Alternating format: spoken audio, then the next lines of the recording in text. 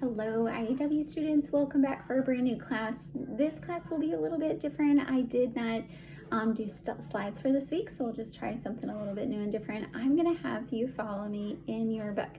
So if you don't have your workbook right in front of you, go ahead and pause the video and go get it. If you have it, then we're ready to go. I want you to open up to page 35 in your notebook. I'm gonna give you a quick second to get there. And while you are, I want you to be thinking for a quick review, what are your banned adjectives you went over last week that you're not allowed to use in any of your writing this year? If you see at the top of page 35, they give you some of the first initials of them. So go ahead and say a couple of them out loud if you can think of it, your banned adjectives. If you said good, bad, nice, mean, pretty, or ugly, or big, or a lot, then you're remembering all of them. Well done. Your other review is if you look at number 2 at the top of your page there, it says, what punctuation does the following sentence need? And it says, we are hungry, moaned the sad grasshoppers.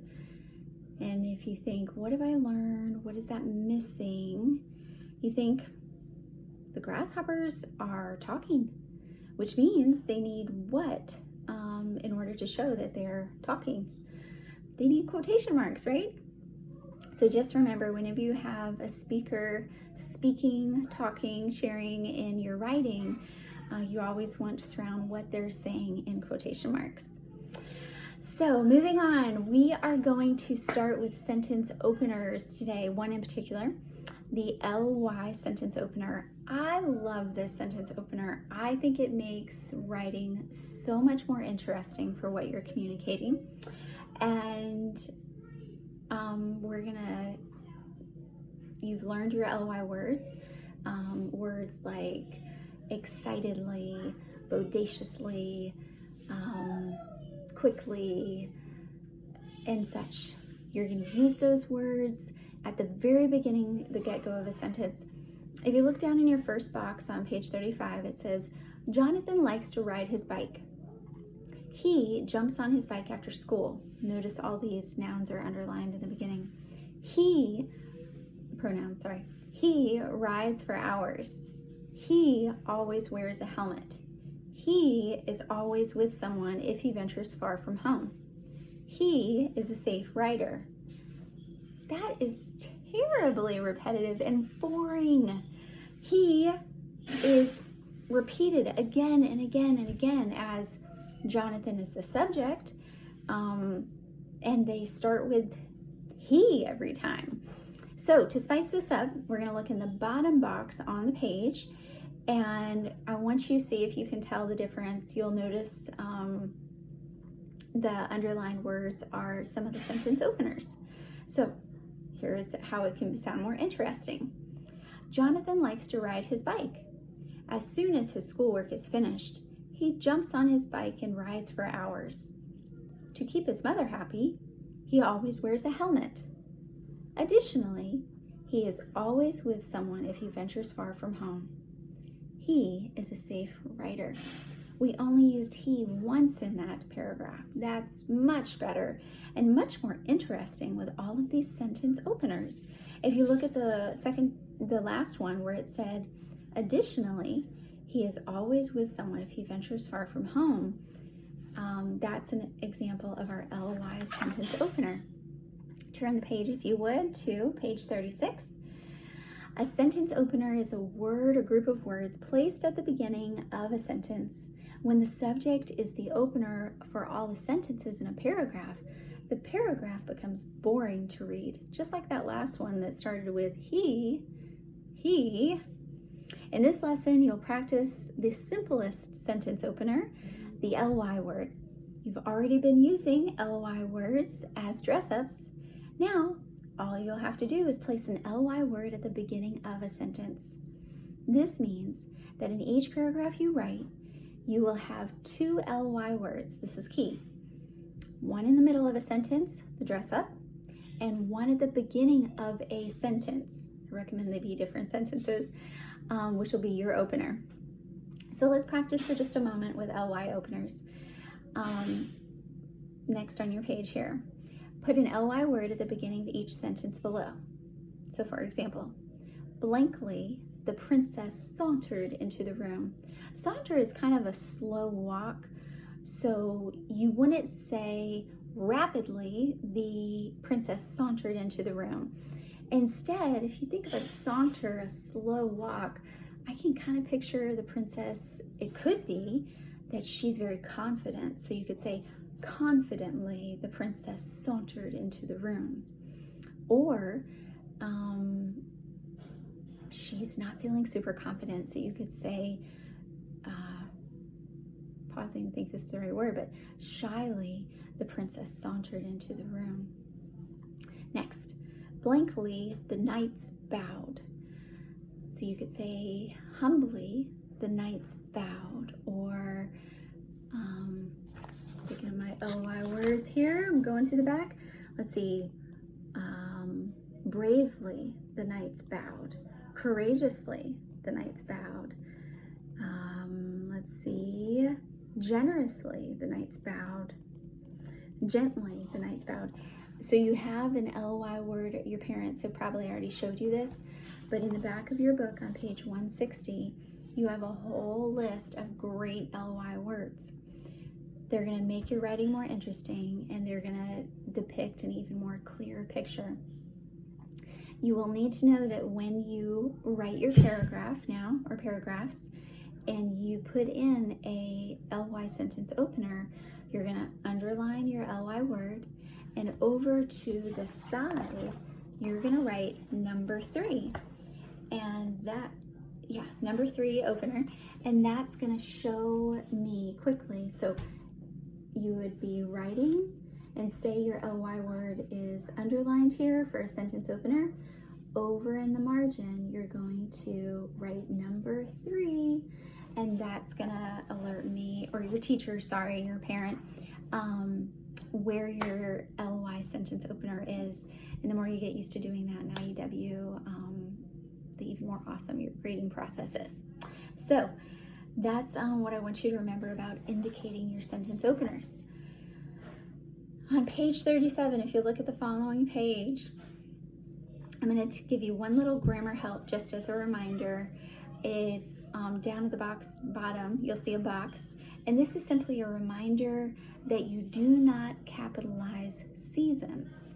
So if you look in the box where you see months, days, seasons, holidays, it reminds you to capitalize names of days and months. So Monday, Thursday, January, December, you're going to capitalize. Do not capitalize the names of the seasons. So if you say winter, summer, spring, or fall, no capitalizations. However, remember to capitalize holidays. So if you have New Year's Day, Veterans Day, Christmas, Easter, those are all words that you are going to capitalize. All right, we are not going to do your keyword outline together this time. Here's what you're going to do in just a few minutes.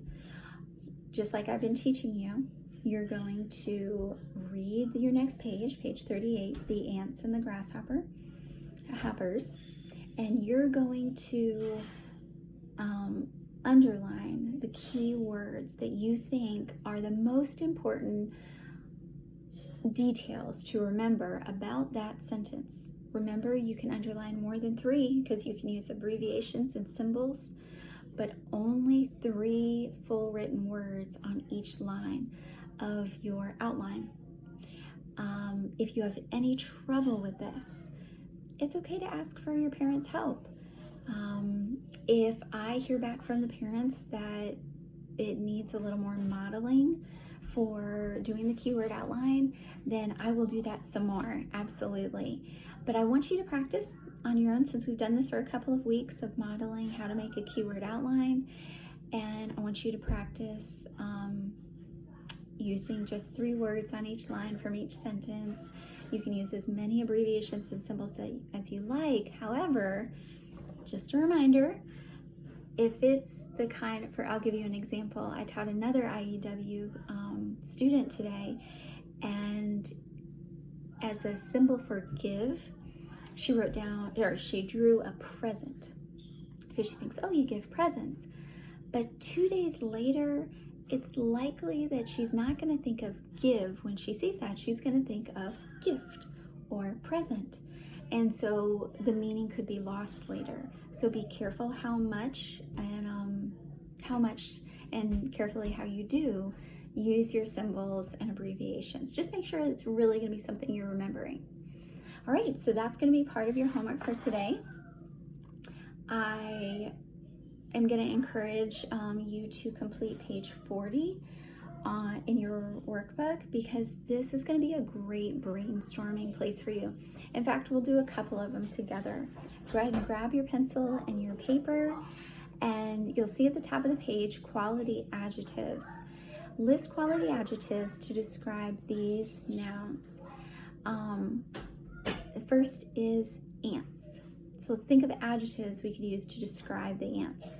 We could say diligent ants. We could say hardworking ants. We could say strong ants. Strong, I feel like, strong. We could use it. And then let's say grasshoppers. We could say lazy grasshoppers. We could say rambunctious grasshoppers. We could say, you're probably thinking of some good ones on your own. Did we already say lazy?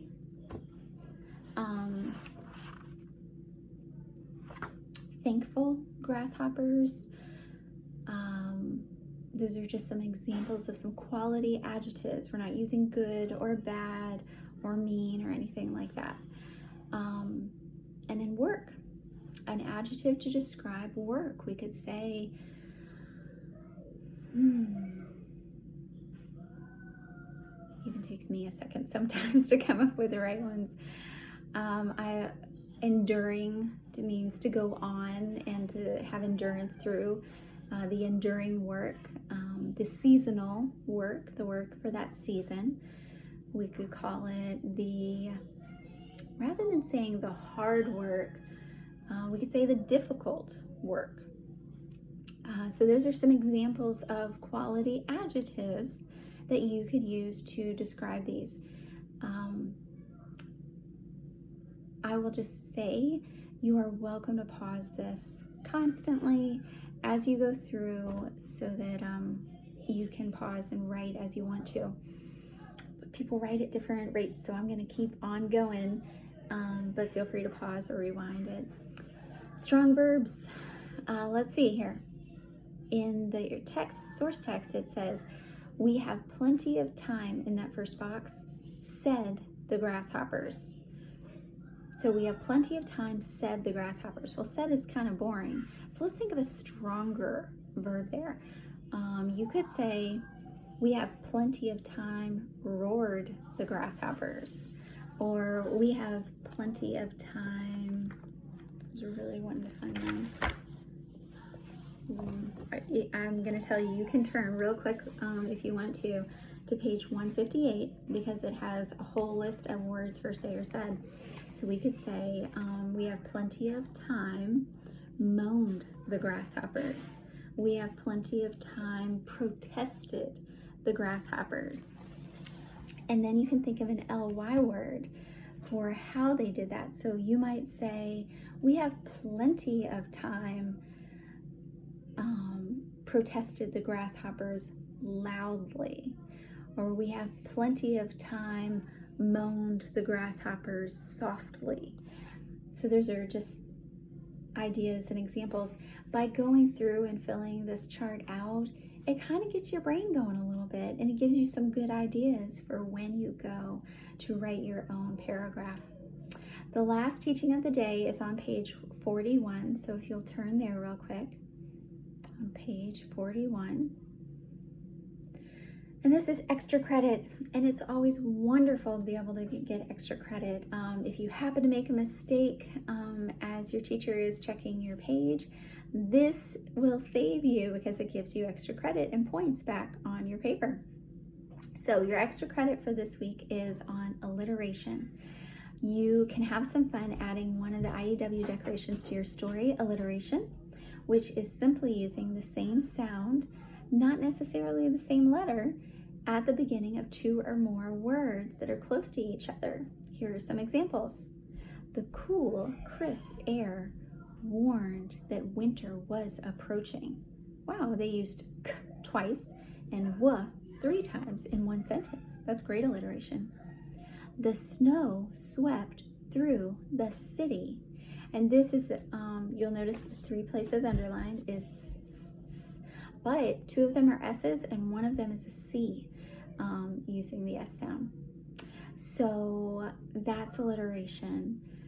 Decorations such as alliteration are different from dress-ups. They're a bit fancier, so they should be used more sparingly. Too much alliteration, for example, would make a paragraph sound silly. When you use alliteration, just be careful not to overdo it. Lastly, I want you to turn to page 42. And 42 has your checklist. So after you have read your source text on the ants and the grasshopper, you're going to underline your key words in each sentence. You're going to write your words on your outline, and then you're going to check your outline, making sure you go back, read your words, and make sure it makes sense.